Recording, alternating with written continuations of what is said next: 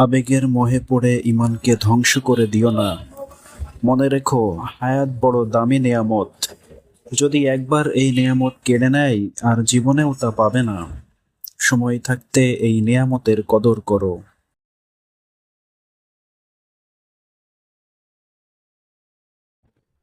আবেগের মোহে পড়ে ঈমানকে ধ্বংস করে দিও না।